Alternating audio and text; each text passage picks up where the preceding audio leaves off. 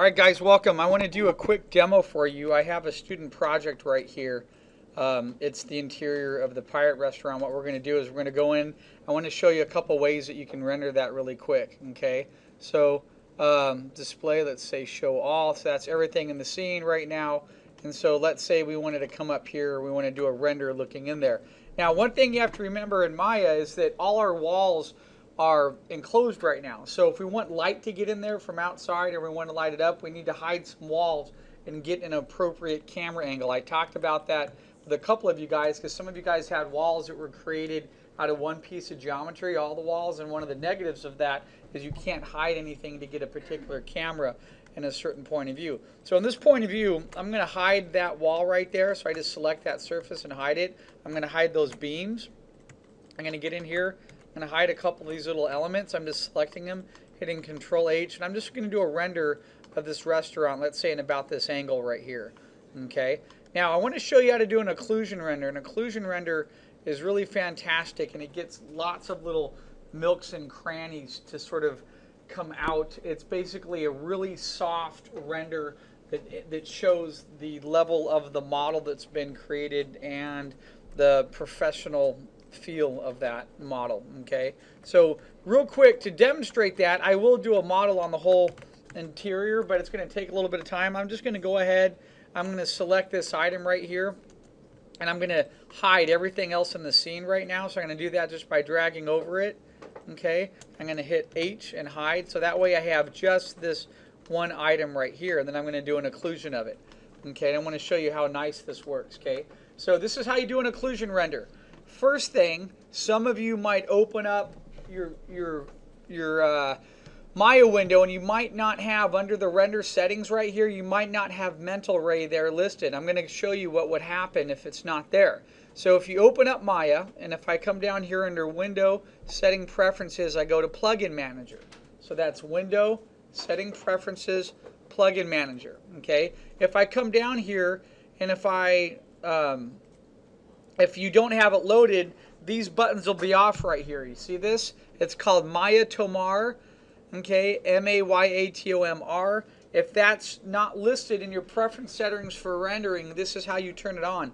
You come back here and hit Loaded and Auto Load, and then hit Close, and then Mental Ray will become available inside your render options right here. Once Mental Ray is selected, what you need to do is you're going to come over here. You're going to select the item that you would like to render. Okay, hold on a minute. Let me delete this layer. Okay, so you select the item you'd like to render. Remember where the layers were? I showed you guys where that was in the channel box and layer editor. That was under display. Right next to that, there's another tab there that's called render. So when I select that render tab, okay, I'm basically gonna assign this object and the ground object to this render setting, okay, and then I'm going to tell that to render as an ambient occlusion. So watch what happens right here. When I come over here, I have these selected. I'm going to click the little layer with the blue symbol on it for the object. Now I've created a new layer right here up above that has these objects assigned. What I'm going to do is I'm going to right click on that layer. I'm going to go down and go to attributes, or you could hit Control A.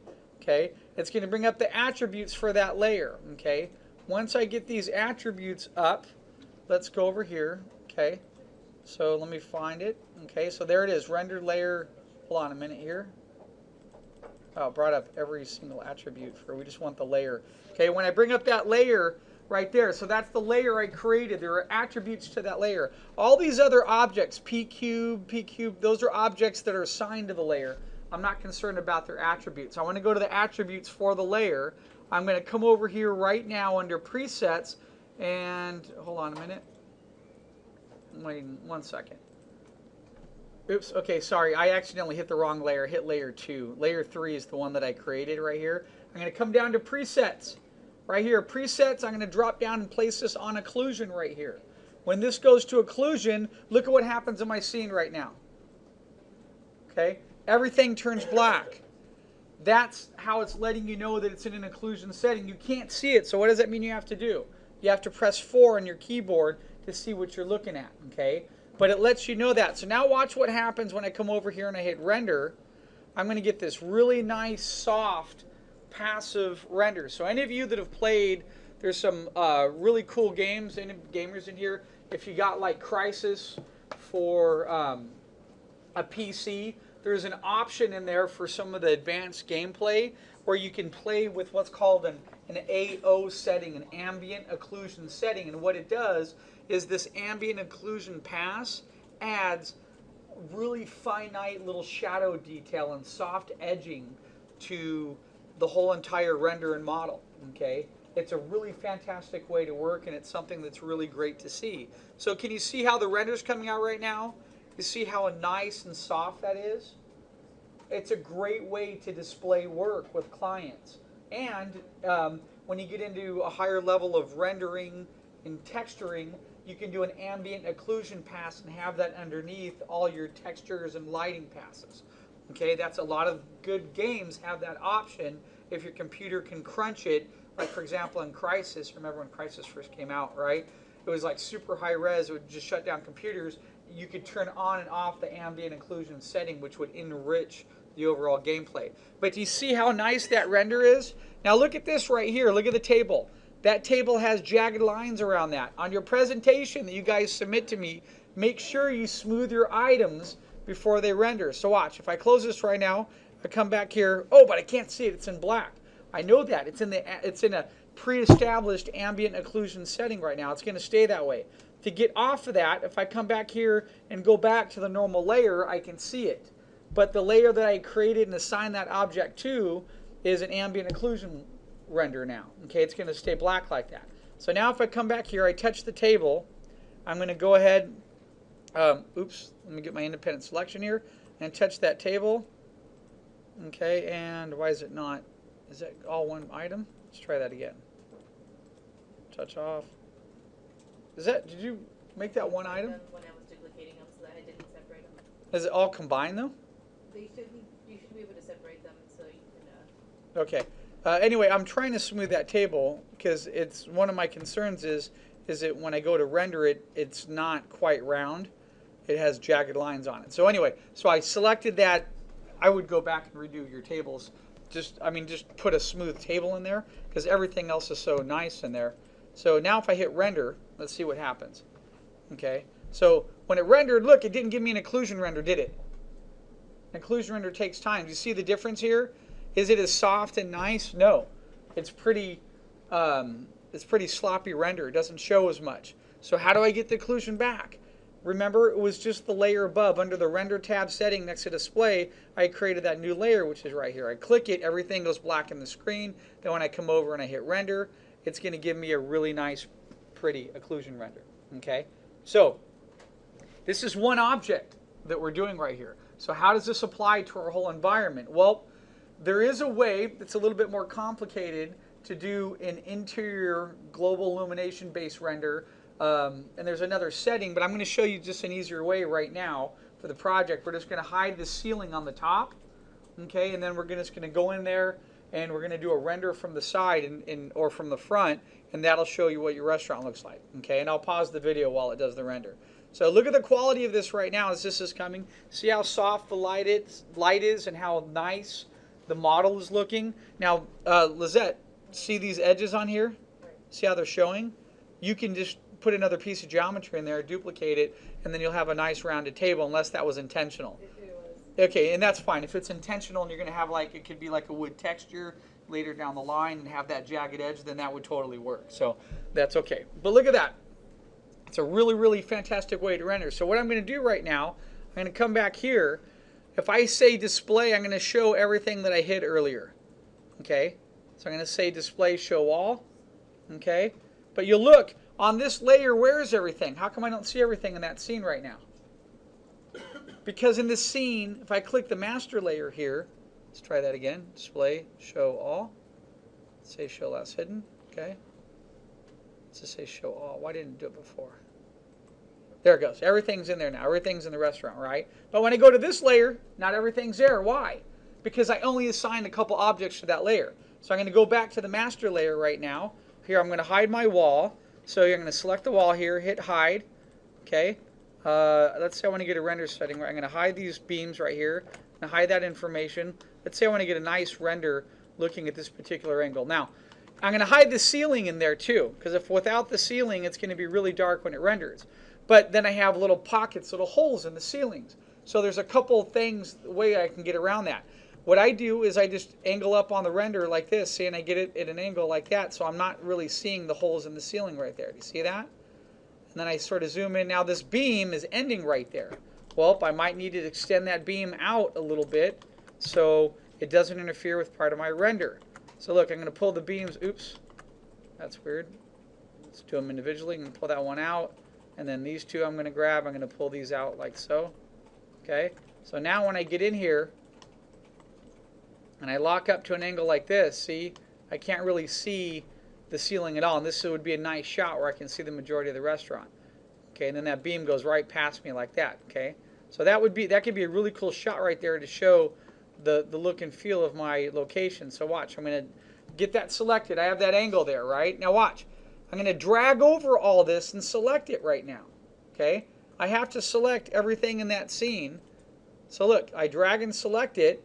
Then I'm going to go back to layer 3, which was above here, and then I'm going to say right click on it, and I'm going to say add those objects I just selected to that layer. And when I do that, boom, they're all added in that layer now. So now I can do an occlusion render. Just to make sure I know what I'm rendering, I'm going to go down to view. Okay, in the OpenGL mode here, I'm going to go over to view, and I'm going to scroll down here. I'm going to put camera settings resolution gate so I can see exactly what I'm rendering. There, I'm going to get my angle set up right there. And now watch. Now I'm going to hit render.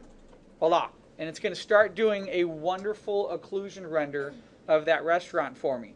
Now I'm going to go ahead and pause the recorder right here because it's going to take about probably 4 or 5 minutes for that render to get going. So I'll be right back. Resume. Okay guys, so look, here's my render. It took exactly 2 minutes and 37 seconds to render this out. The only problem is, what do I have in this render?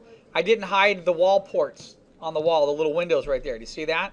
But I have a nice render of the room. It looks very cool. I could now save this image, bring it into Photoshop. I could lighten it or darken it. I can adjust it, print it out. It looks great. So this is a real simple, easy way to display your work. Okay, so now if this was my scene, this was a student scene here, I would go back in, I would close it, okay, I would select these objects. So this is where you go back to that see-through mode. Because see, it's hard to see, right? So if I come back here, now if you want to be able to see it outside of the layer, and it's always going to be black because that layer 3 is set pre-established to an occlusion. If I come back and click on master layer underneath, then I can see the objects that I want to hide. I can highlight them like this, come back to layer 3 then, right click on it, and I'm going to say remove selected objects. And now look at what happens. If I go to see-through mode, they're not there. So now if I come back and if I render, because I just hid those objects, let's pause. We'll be right back in 2 minutes and 30 seconds. All right, welcome back. Here we are. So look, here's our render, and look at what happened. Now we have those little circles out for the windows, and I have a great shot of my room. However, though, notice one thing. These booths were smoothed, and they look great, but look at that booth. See that? I forgot to smooth that booth. So I would need to go in, select that booth, smooth it, and then re-render it again. Okay, so that's something to remember too. Remember, you have the 1 to 3 modeling option I've been showing you, which is, your polyproxy setting, right, for having things smooth. So now, since we're using mental ray, that's going to be a huge asset for us. Okay, so this is us using, okay, and also I could also smooth up the fabric that's hanging up there too.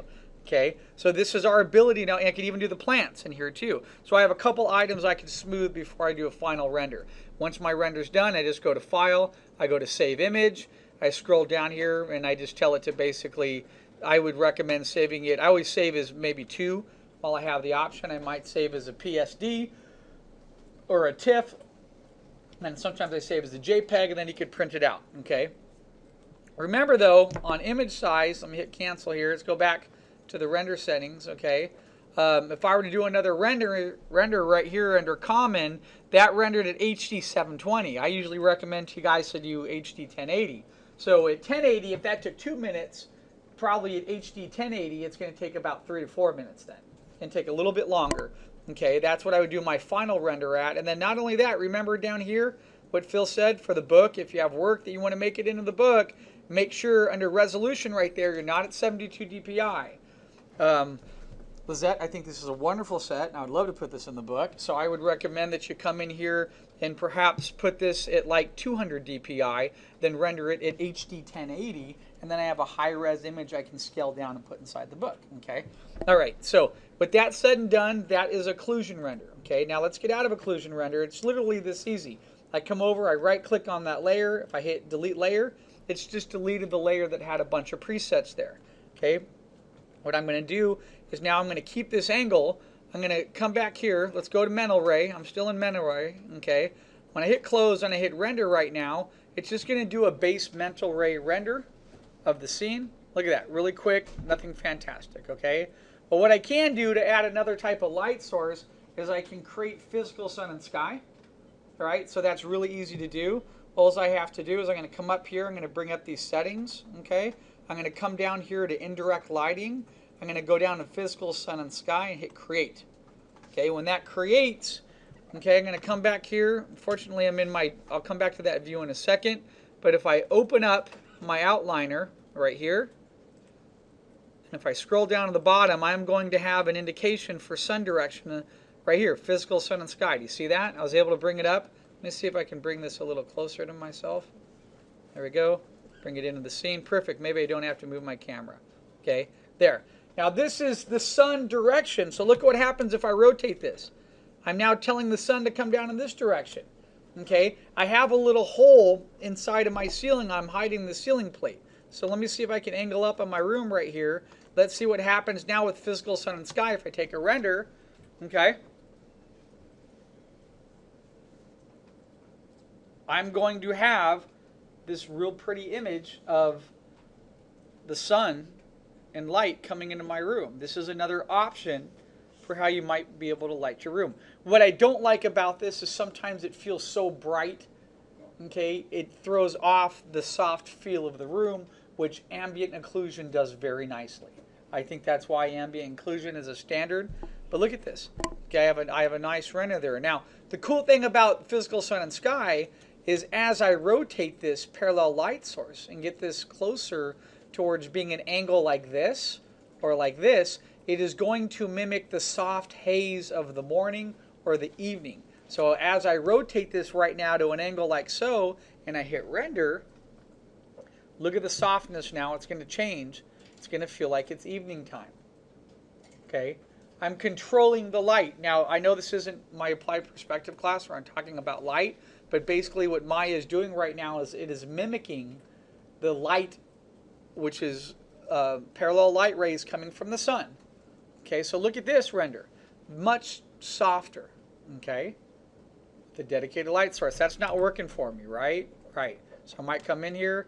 I might even decide this. You can control this light source. So I might decide that what if the sun is coming maybe downward, but maybe coming a little bit more in this direction, like so. What would that look like? So let's do a quick render of that and see what it looks like. So a lot of times I use physical sun and sky to show some of my exterior renders that I'm doing. And then there are other times where I just use ambient occlusion. I really prefer ambient occlusion, but I want to show you this as well.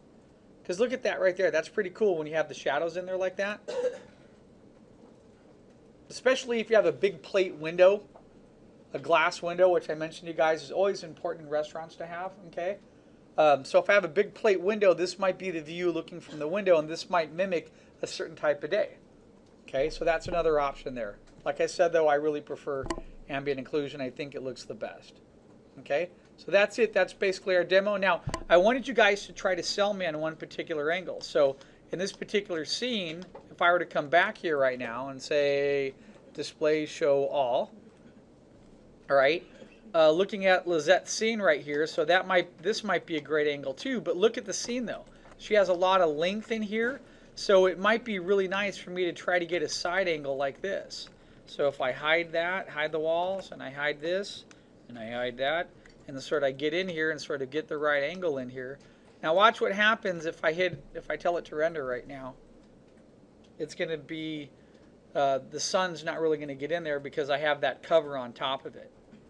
Okay, I could angle the sun and try to get in there, but it's not going to work nearly as well.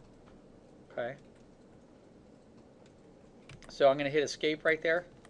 So that might be a good idea. If I wanted to, I can select this roof here, the ceiling, and I could even move some of the ceiling over, or sometimes I just hide it and I get an angle up on my location where I'm looking sort of downward. Now here I would maybe extend those poles over a little bit more so they're not quite in the middle of the scene. That's a good shot, like right there. I can see most of the whole entire restaurant in there. I'm going to select these objects here and let's smooth them, put them on. There we go. And now I'm going to hit render real quick and let's see what that looks like in physical sun and sky. Your goal is to provide the client with the best render possible that looks the most professional. So that there are times when physical sun and sky can work, and there are other times where I just stick with ambient occlusion. So just for sakes, let's say I like this angle, but I really don't like the physical sun and sky. I want to go in there and do an ambient occlusion real quick. Let's say, well, what do I need to do? Because I know someone's going to encounter this. Let me see if I can encounter the problem I had last year when I was doing this for a client. Okay, so I came in here. I decided, well, I don't want to do that. Now I want to come back here. Let's go to my layer options. I want to do an ambient occlusion. So I come back here. I go to display. I go to render. I'm going to select everything in that scene. So I'm going to select the independent selection. Drag over all these objects, right? They're selected. I'm going to hit a new layer option there. Boom. Everything's selected. Once that's done, I'm going to go to layer 3, the new layer I created. I'm going to click on that. And I'm going to tell it to bring up the attributes for that. So here it is, layer 3. I'm going to come down here, presets. Go to occlusion, okay, and now I'm going to hit occlusion, turns everything black that's in the scene. So I can look at it like this in the see-through mode. There it goes. I'm going to hit render, and let's see what my occlusion renders. Sometimes when your occlusion render goes to render, if you have physical sun and sky set, it doesn't work correctly. They overlap each other, and the computer doesn't know which one to do. And that's what's happening right now. Do you see that? The computer is rendering physical sun and sky and occlusion at the same time. So what I'm going to do is hit escape. I'm going to close this. To delete physical sun and sky, you come over, you select it right here in the outliner, you hit delete, then you have to go to the rendering editor, you come down to indirect lighting, and then you select delete there. So now I've deleted physical sun and sky out of the location. Let's go back and hit render, and I should be able to get a nice occlusion now that does not have physical sun and sky interfering with the render. Okay? So you see the difference? It's already started rendering a very soft shadow information versus the last render that I had. It was mental ray was getting in there with physical sun and sky, and it was messing up part of the render. Let me pause real quick and we'll come back and take a look at it. I'm not here. All right, welcome back. So look, there's our render. Look at how fantastic that render is right there. It shows the whole room. We have a nice shot. We're looking down. We can see multiple tables.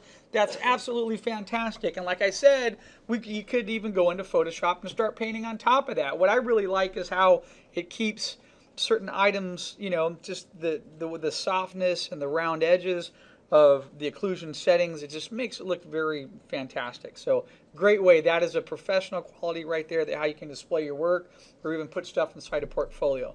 Okay, so that's our ambient occlusion. I would now save that. Again, I prefer to save it. I've noticed a difference. I usually save my files 3 different ways. So if I did that render right now, I would save that in a folder called with one angle, and I would save it as a PSD, a TIFF, and a JPEG. And the reason why I do that, I've noticed Photoshop on some computers, when you bring the image in as a PSD or as a TIFF, will truncate the image and squash it. And that's actually easy to fix. You just have to go under the pixel size correction, and you have to tell it to untruncate it, and it'll put it back in a normal size. But I know that confuses the heck out of some students. So if you have it as a TIFF or PSD, depending if you're working on a Mac or PC format, then you're guaranteed not to have that issue and have to fix that in Photoshop. Okay? So that's our occlusion render. We talked a little bit about physical sun and sky. Render out your images, print them 11 by 17 for our final project. We'll see you then.